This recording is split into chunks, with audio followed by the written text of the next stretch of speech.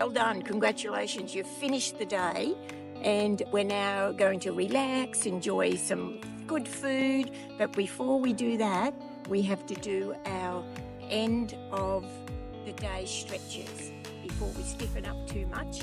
And Jonathan's going to be here and he's going to run through all the stretches that we can do before we sit down, relax. Here's Jonathan. Okay, Jonathan, we're finished for the day. Is this our time where we go and lie down on our bed and not move? No. That's the worst thing you can do. It's what you're going to want to do. So you're going to want to just flake, eat as many carbohydrates as you can and go to sleep. You can't do it yet, okay? All right, because it's all about longevity, right? You're going to go on a long hike for many days.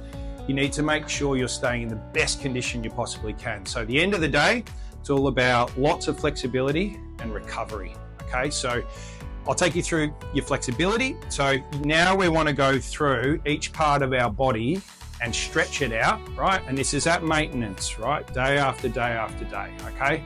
So we're going to go right down the bottom here to our calves. Now, I'm going to use a step. You're not going to have this on the tracks, okay?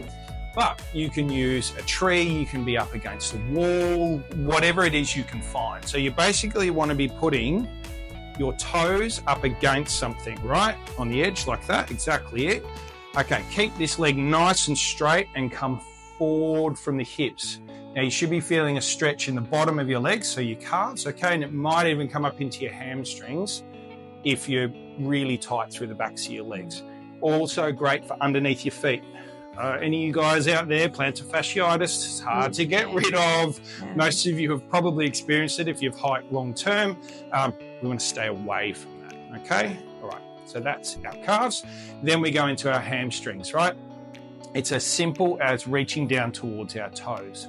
Now, you want to keep your legs as straight as possible and you want to keep your back nice and neutral, right? So that means we're going to come down like that, okay? And then you come down as far as you can. You should be getting a nice strong stretch through here. We started here, now we're working up through to here, okay? Now, next one, glutes, right? So we're working up through the body.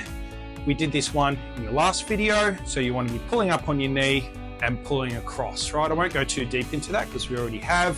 But remember, against the wall or laying down on the ground. It's not about balance, guys. It's all about trying to get the most stretch possible, okay? Then our quads, which we did in the last one as well, okay? Same thing, pulling up as hard as you can, leaning back, okay, and letting that stretch out. Now, upper body. I know we don't walk with our arms, but we use sticks, you're carrying a pack, right?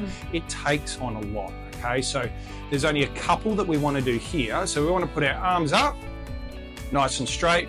Now we want to put our arms back, our hands back, and our fingers back, and then up nice and tall, okay? So you should be feeling the stretch right from your fingertips right the way across your chest. I do this one a lot when I'm backpacking with my backpack.